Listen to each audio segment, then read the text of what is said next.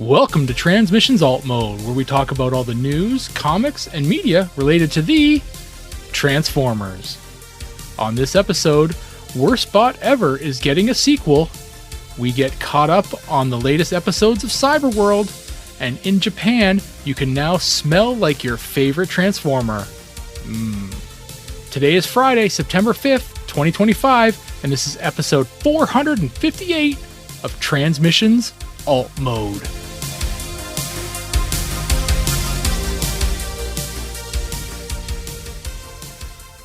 Welcome to Transmissions Alt Mode, the podcast that got trapped in a video game. I'm your host, Charles, aka Big C, and I'm joined by the excellent Transmissions team, Daryl, the Cybertronian Beast. Hi.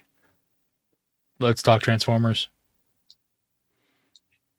All right, and as always, we start off the show by thanking our Donatreons, those lovely people who support us on Patreon and PayPal. Thank you all so much for continuing to support us and contribute to the show.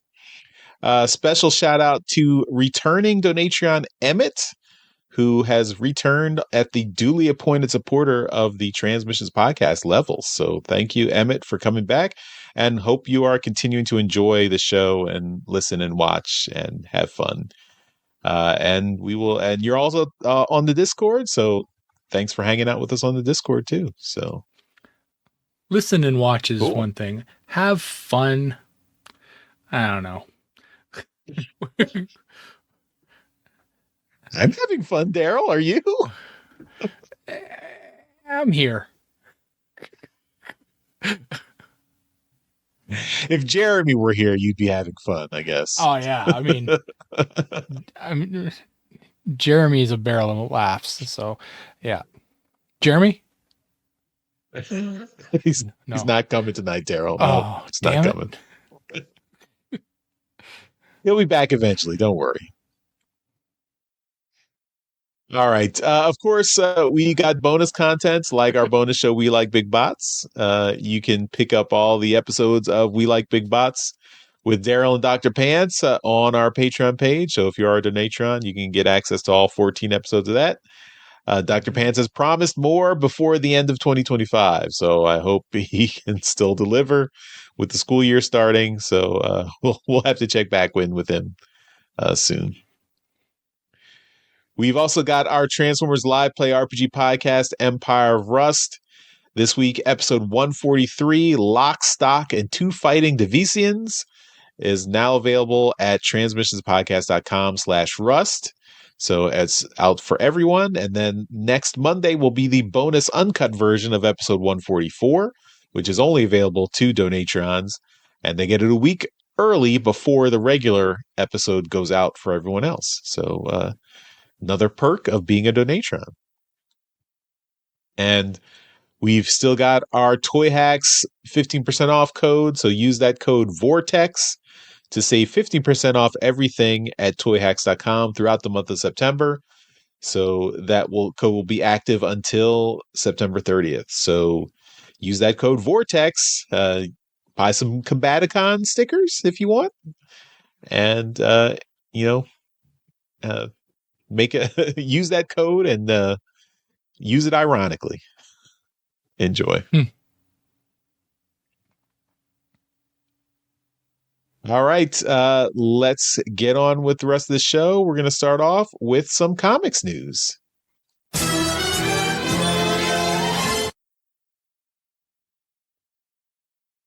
And yeah, so first up, we've got an announcement of the sequel to the Worst Bot Ever comic. So that comic came out in July. It was, fun little kids comic, graphic novel about Ballpoint to the worst bot ever.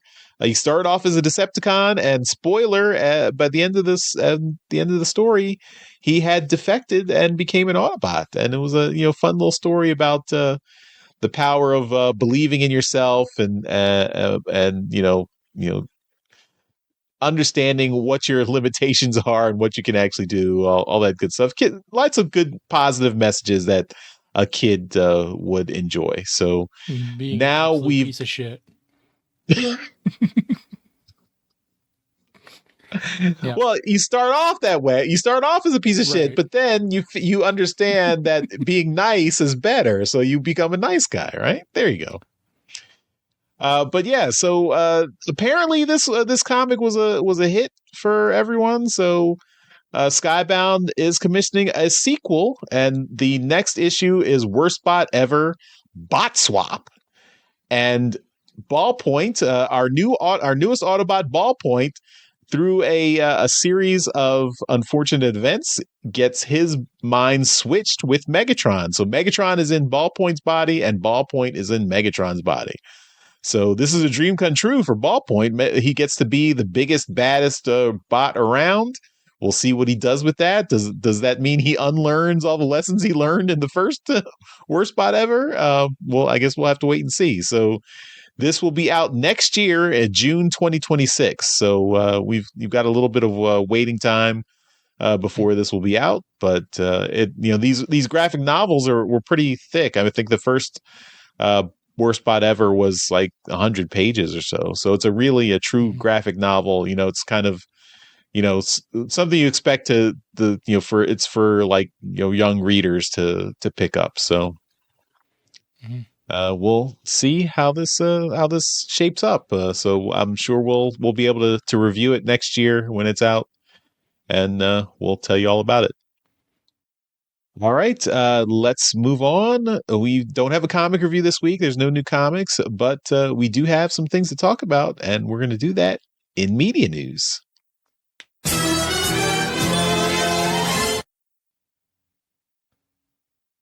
All right, and first up in media news today, we are getting a story that Josh Duhamel is interested in returning to Transformers live-action movies. So back in June, I guess somebody had reported that Michael Bay had approached Paramount about developing a movie, which we have talked about. And people have talked to Josh Duhamel about the possibility, and he's like, yeah, I mean, there's a full quote here, but the gist of it is like, yeah, I'm interested. I personally, I'm going to kind of just talk from my heart now. I hate these stories. There are tons of these stories out all the time, especially when it pertains to MCU and now DCU movies. I'm not an actor, obviously. I would suck, but actors are gig types of like being an actor is a gig job. So if you were given the opportunity to have a job as a gig worker that had a continuous paycheck, what are you going to say? No? It was ridiculous. What a dumb question. It's a dumb question. They ask these people all the time when they're talking to them about MCU or DCU projects, would you be interested in playing so-and-so in the MCU? What are you going to say? No? It's ridiculous. These are humongous franchises. Of course they're going to say yes. It's a guaranteed paycheck forever. It's ridiculous. These are the dumbest questions ever. I don't even know why this is a fucking story. It's so stupid. This, of course, he's a famous actor, and I'm sure he has a lot of other roles, but this is guaranteed money. Actors don't get guarantees. This is ridiculous. I hate stories like this. It's fucking stupid. Moving on. Would you like to comment, Charles? Am I good to move on? All I'll say is, I mean, I agree with you that, yeah, I mean, he doesn't know anything. Like, he doesn't know anything about the inside, like the what deals are going on with Paramount on Transformers. But yeah, of course he's going to say, I'd love to come back. Well, why not? But Yeah. what I will say personally is that I don't care if he comes back. I don't care about any of the human characters. I care about the Transformers. The Transformers would be the stars of the movie. I don't care what human characters come back. I don't care about the lore around Sam Witwicky or Colonel or Lieutenant, whatever his name was in the movie. Right. I don't care about them. I care about Optimus Prime and Megatron and all those guys. I don't care about the lore around the human characters. So, Mhm. you know, sure, come back, don't come back. It doesn't. Although I will say, please don't bring back Marky Mark. Just don't even go talk to him. Just leave it alone, please. Yeah. Yeah. It's But ridiculous. whatever. It's so dumb. Moving on. Moving on. All right. Next up, we have we're gonna do a bit of a deep dive, as it were, into Transformers Cyberworld. We've talked about them a little bit on the show because we like to mention when a new episode drops, and by episode we mean 5-minute clip. These are what the episodes are. They're 5-minute chunks. The Hasbro YouTube page has compiled a playlist that we've linked in the show notes that you can watch all 7 videos. I know it says 6 on here, but trust me, all 7 are there. I've literally watched them before the show tonight just to get myself caught up on all this impressive material that we are going to touch on. So yeah, you can watch all 7 there. If by chance there's only 6, the 7th one is online. And if you take a little bit more time to get to this, guess what? There'll be an 8th one and you just find it online. It's all there. So, yeah, the, Transformers Cyberworld is a, YouTube, show. Like I said, about 5 or so minutes long each episode. They're very, very short. They are fully animated, like a CG style animation. And from what I've understood it to be, it's mostly like it's like they've landed in a video game, and every now and then, the characters, mostly in pairs, come across a challenge that they need to complete, like a one-on-one. But there's been one where it was like all 5 characters had to compete against each other. So, and then the winner of the challenge gets Energon that is like taken from the other character. So it's like an Energon swap. And that's the gist of it. So yeah, there's not a lot of story here. Optimus and Bumblebee are the 2 Autobots. You've got Megatron and Starscream are in it. They are the 2 Decepticons, although Starscream is the leader of Cybertron, or I guess it's not even Cybertron. It's like Cyberworld is where they're at. I think it's like Cyber City. Cyber City right. is the city that he controls somehow. Right. Actually, I've misspoke. So Alita 1 is in it too. She's another Autobot. And there's Grimlock and Snarl are in it as well, but I wouldn't classify them as Autobots because they're really on a team of their own. You've got Skybite, who I guess would be considered a Decepticon. Mirage, who more or less is a mercenary and is not a car. He's a jet. So that was an interesting little discovery. The voice cast, I know we were speculating on this for quite some time. There are only 5 voice actors so far after 7 episodes. And they are all very, very new, and mostly their credits consist of video games. So, and a lot of them, from what I can gather, I looked at all 5 of their IMDb's, and for the most part, they've all worked together before, on a lot of projects. So it appears as though this is kind of like a company, of like a voice actors company that is behind this production. Not like they're producing it, like the voice actors are producing it, but it's like the company that's producing the show also produces other things that these voice actors are also in on. It's like it's a very common call to get these voice actors to come and do these voices from this production company. So because they work together quite a lot. So yeah, so we've got the guy doing Optimus Prime is Kyle. This is a hard last name. Kazmarix. I don't know. I think that's close. Kazmarchik, maybe? I don't know. Maybe. So he does Optimus and Bumblebee.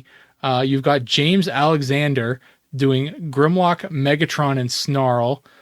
Jessica Carroll is doing Alita 1, and also, I didn't write it down here, but she's also doing the NPC narrator, which is like the in-episode, in-game voice. And then you've got Jack Aries, which is doing Mirage, Skybite, and Scorponok, and Shogo Mayaka. I don't know. Mayakita? Sure. Let's go with that. And they're doing Starscream. And to be perfectly honest, the Starscream voice is excellent. I thought it was very good. I wrote down here just for reference, because it's 5 people that are involved with this. And you'd think, well, why is it the voice cast so small? The G1 show back in the 80s had 12 voice actors in its first season, and they did a bunch of different episodes, and most of the cast did multiple characters as well. Don't even try and count how many people Frank Welker voiced in that first season. Earth Spark, which was the last show, had 13 voice actors in their pilot episode, so I didn't really go through the first season, but it's a bit of a different thing with it being a TV show. And then Cyberverse, which was the show prior to Earthspark, it had 3 voice actors in their pilot episode. But if you remember that one, it was definitely a little bit more weird, because they started off the series by doing 11-minute episodes at the start, and they were really quite odd, and then they finally got their footing in season 2, and it became a much better show. So so I don't really want to count Cyberverse on that one, because it's definitely an outlier. Yes, as far season 1 was all Bumblebee and Windblade, that was it, and they were they had flashbacks. Yeah, very weird season 1. As far as the Cyberworld goes, it's an interesting show for kids. If you watch it, you're going to see a lot of similarities to phone apps,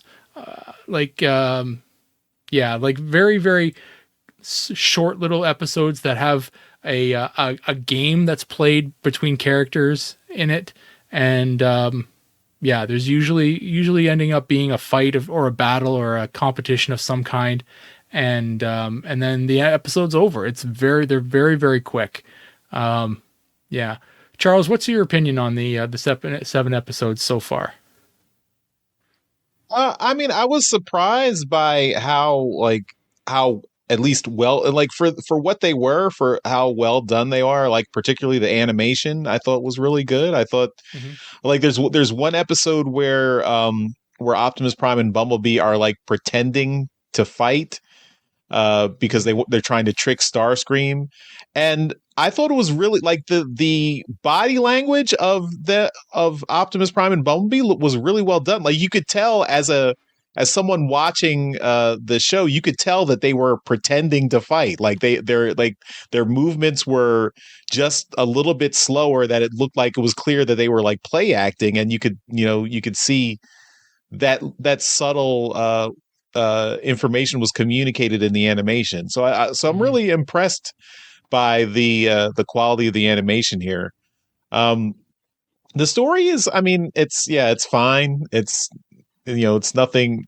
nothing super deep or anything. I am curious as to what the whole what the actual setup is, as how they all got into this this virtual world, and how they're all trapped here, because they don't really explain that. They haven't explained that yet in the 7 episodes that have been out, and why some of the bots know what's going on and some of them don't. Like clearly Optimus Prime and Bumblebee don't know what's going on, and they have to figure it out as they go. But everyone else and all the other characters apparently have been in this little world for long enough that they understand the rules. So I'm curious to see where that's going. And then also I was surprised by Mirage being this kind of mercenary character. I thought that was interesting, because they're playing off, of course, the G1 characterization of he's not quite, convinced of the Autobot cause, so he could potentially be, wavering. And so they've kind of played on that here. We're making him a neutral bot in this story. So I thought that was an interesting thing to do. And then making him a jet instead of a race car. And having Skybite here, that was a nice surprise. I thought he's been doing. They gave him an interesting characterization, and his animation was good too. And I do think the voice actors are doing really well. Like they all make their different characters distinct. There wasn't any point where I thought like Optimus and Bumblebee, even though they're done by the same voice actor, they don't sound similar at all. None of the other characters like Grimlock, Megatron, they all sound different from each other, even though they're being voiced by the same person.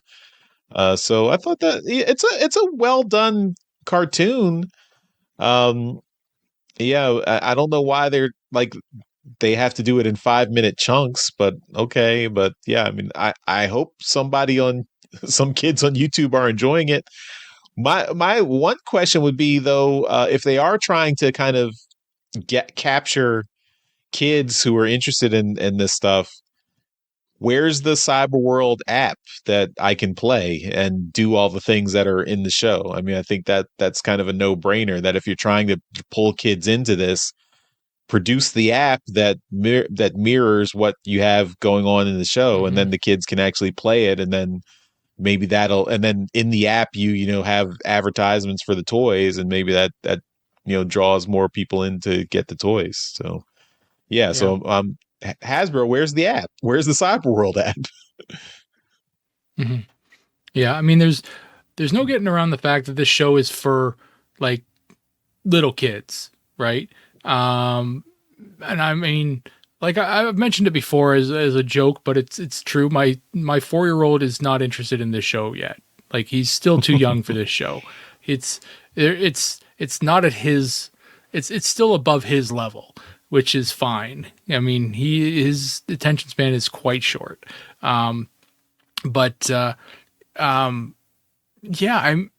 I'd be interested to see if maybe he would get into it if there was some kind of like screen in front of him that he could kind of interact with. Because anybody with small kids know you put a screen in front of the youngsters and they just are glued to it, like absolutely glued to it. It's an interesting kind of show. The story it moves along at an absolute snail's pace. If you're going episode by episode, like prior to the show tonight, I watched all 7 episodes at once. Like on the one screen, I just put all 7 up and I just watched it. I just pressed play on every single one and just, it was intense. No, I'm kidding. I watched them back to back to back to back to back. Your multitasking is much better than mine, Daryl. Yeah. And at that point, right, that was over half an hour worth of content. So essentially just over 1 episode of normal television. And it felt like, I was barely getting into any kind of story, right? So, the general consensus of a story here is that, they've all kind of found themselves on this planet, and they're all trying to get to this Autobot ship that they've discovered, but that's being guarded by Scorponok, who's the big bad or the boss of the level. And I mean, Dr. Pants needs to be here for this kind of, breakdown because it's totally a video game. But yeah, it's they've established these other kind of levels that they're hitting, right? And they're picking up little pieces, and they're even hitting crates as they go through for power ups, right? Yep. So I mean, it's totally a video game. So eventually they're going to make it to, the end of the season and, battle Scorponok. But they're making friends across the along the way, and then they'll find their way to the end. But yeah, it's if you're able to watch it in one chunk, please do. It's much easier to do it that way. If you're waiting, week to week for new episodes of this thing, it's going to be an absolute slog. Yeah, and apparently, they're going to have like 35 episodes. So if you assume like 5 episodes are one real episode, I guess. So this will be about like 7 total, full length animated episodes, I guess.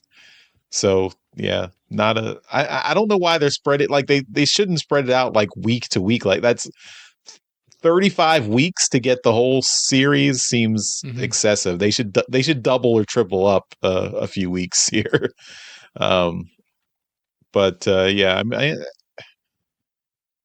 I hope I mean I don't know what the kids are into these days. I'm too old, so I don't know if this is appealing to kids the way they want it to, but I hope so. I mean, I would be happy to have another generation of Transformers fans, but yeah, it was. I mean, it at least is seems entertaining.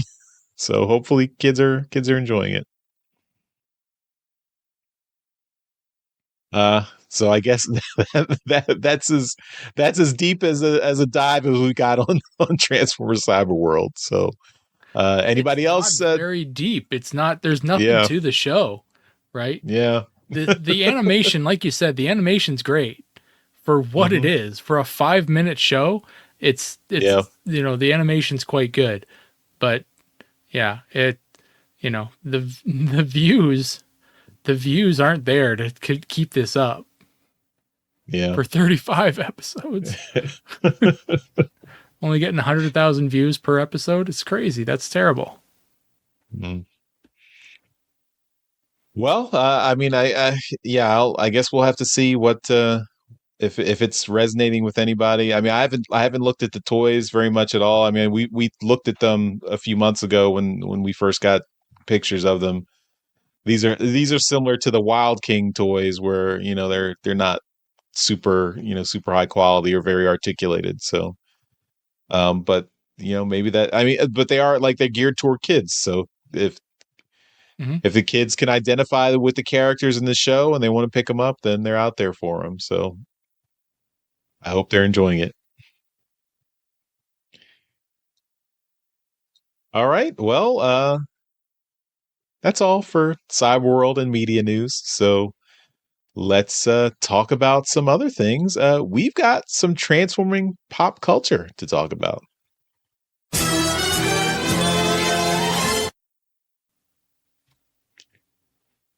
Okay.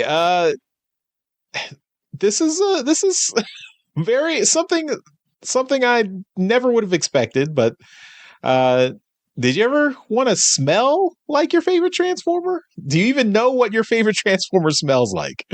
If you are in Japan, you have the opportunity because there are now officially licensed Transformers G1 Transformers themed perfumes from Fairy Tale Parfum.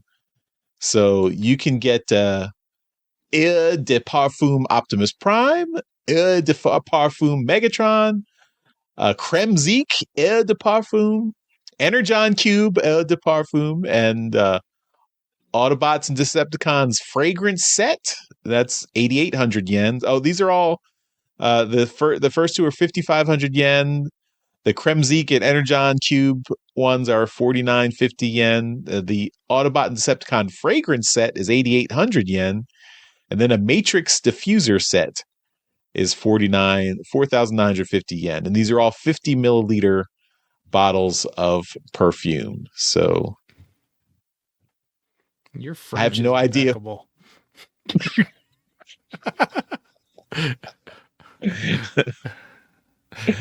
But yeah, we've got Optimus Prime, Megatron. The artwork looks nice. We've got Kremzeek. I don't know, what does Kremzeek smell like. I guess you can someone buy these and let us know. Energon perfume. So the Autobot and the Decepticon. Optimus Prime one, I mean, if it doesn't smell like rubber and grease, I'm going to be disappointed. And then the Megatron one should smell like gunpowder and grease. Like they should all have a heavy grease smell, like in a garage when you go to get your car fixed and you walk back, like the mechanic wants to show you something in the back. It's like, come here, I want to show you why, what the problem was with your car. And you walk back in there and you're like, whoa, it smells like a garage in here. That's what this shit smells like, right? That's what it should smell like, right? Mm-hmm. The Kremzeek one, that should just, I mean, what does the electricity smell like, right? Like,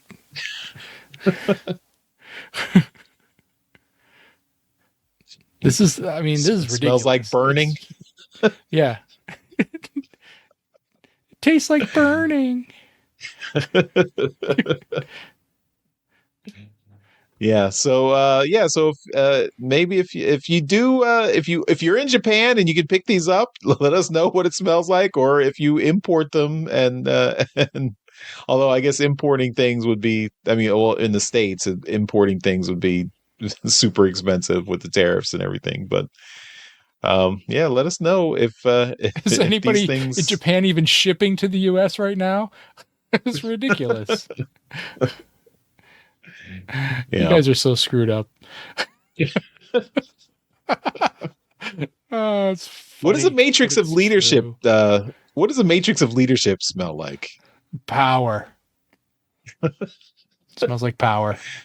Looks like it's an empty matrix. Where's the crystal? The blue crystal's not there. You gotta fill it up with your knowledge. With your smells, with your farts. Yeah. Yeah. Yeah. Oh my goodness. I mean, at this point, are they just selling the Transformers naming rights to anything? Like, I think so. All right. All right. Well, that was transforming pop culture. And coming to a nose near you. Smell-o-vision. Let's move on to some convention news.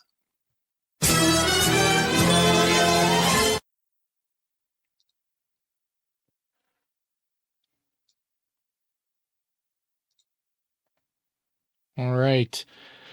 And in convention news this week, we've got a little bit of information on some cons that are taking place around the area. So first up, we've got information about the TF Nation Minicon in Reading. It's Reading. I know it's Reading. I'm just having a laugh. Your English is impeccable, Daryl. Yes, it is. So Mr. Master Nick Roche will be there. He is a phenomenal artist and a great friend of Transmissions. So if you're able to attend the TF Nation Minicon, please do and say hi to Nick for us. Next up, so this was interesting. I was trying to get some information on this. This is the TFW 2005 25th anniversary party is going to be taking place at TFCon Chicago. And that is going to be, it's going to have a dedicated room a bar, some food, some goodie bags, door prizes, music, photo ops, special guests, and more. It's going to have its own special tickets. So yeah, take a look at that if you're interested. It looks pretty fun. So yeah, there's $35 plus tax for the event, and yeah, it looks pretty cool. Um, the bar is not an open bar, so it's so settle down if you're getting ready to go and have a lot of fun there. But yeah, it looks pretty fun. The the banner here says tickets on sale now, limited event, tickets required. Visit tfcon.ca to grab yours.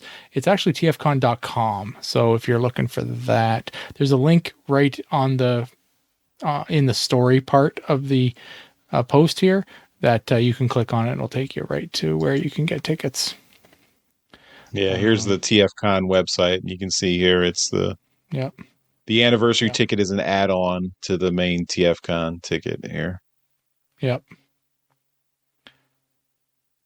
Yeah. So cool. Very cool. Yeah. So if you're interested in that, take a look, and that'll be kind of fun. Yeah. And wonder what kind of party the TFW 2005 people can put on. As far as the rest of the stuff, TFCon Chicago has also announced Aaron Archer will be there. I think Aaron Archer is just a permanent fixture at TFCon, all TFCons now. But he's pretty awesome, former designer and lead for the Transformers franchise. So, yeah, if you get a chance to talk with him, he's pretty awesome. He'll have a booth. And some guy named Bob will be there. Bob Budiansky, he will be in attendance. Yeah, he's a great guy to chat with as well. So Mr. Bob Budiansky, the one we owe all of the names and the character designs for 99% of the characters in Transformers 2.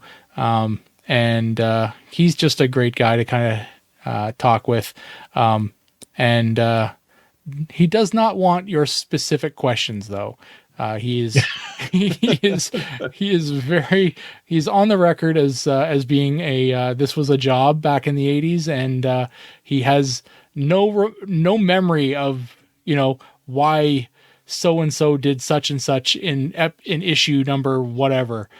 He doesn't care, and he does not want to know why it bothers you. So he's a fun guy to chat with, and it's even funner to watch. Funner is a word. It's even more fun to watch the panels that he's on to see all the silly questions that get asked, and his responses are even better. So yeah, take a look. He did, but I give him a lot of credit for all the notes and documents he saved from back then, because for sure, that allows him to have all that information at his fingertips, where he can show like the original tech specs, the original character information that he typed up. Like he's got all that stuff digitized, and he's got it in a slideshow that he can show off.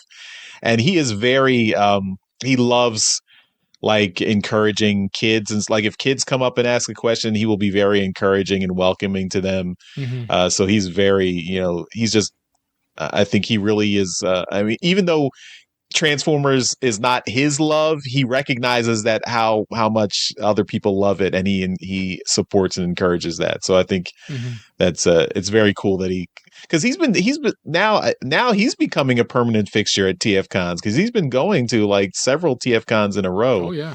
Over the last couple of years. So good for him for continuing to show that support that. And of course, I mean, he gets, people, when he does signatures and everything, he gets paid for that. So it's probably very beneficial for him as well. So oh yeah, but it's very cool.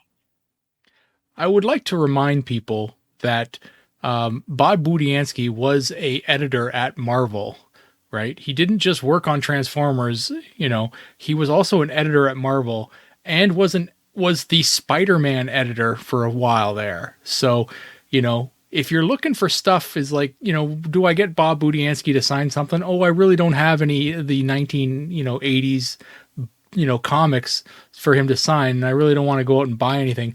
Well, do you have any 90s Spider-Man comics? Because he worked on an awful lot of those too. So, you could look through a lot of that.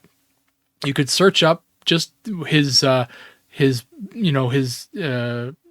database and see what he actually worked on.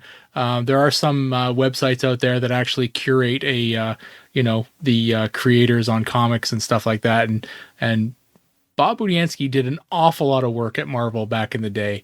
He was part of what is it? The name's escaping me right now. He worked on Ghost Rider for a long time. I think it was Sleepwalker, I think was the name of it.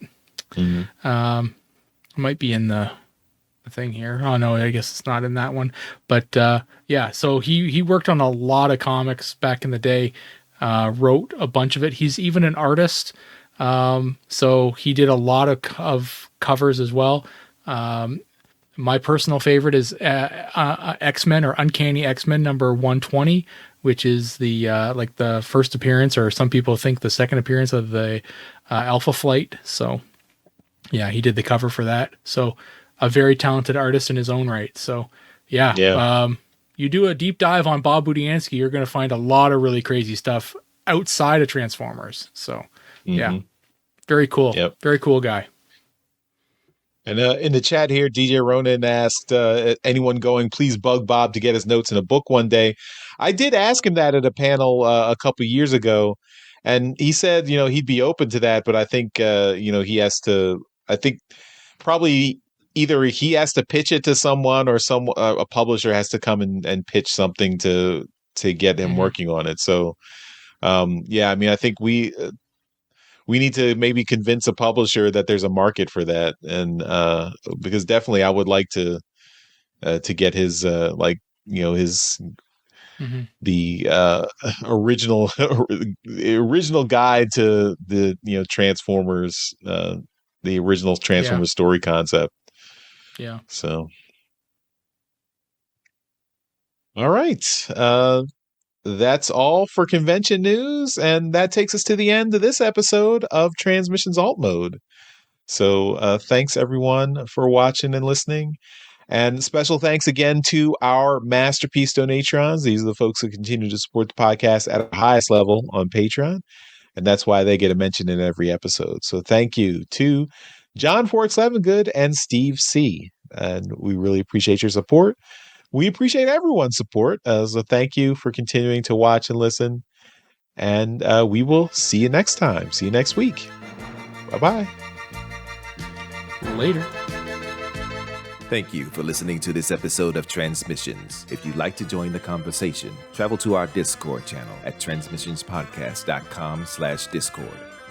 Want some cool transmission swag? Feast your eyes on our transmissions gear at transmissionspodcast.com/shop. If you'd like to support our podcast, go to transmissionspodcast.com/support or tell your friends about our show. We'll see you next time.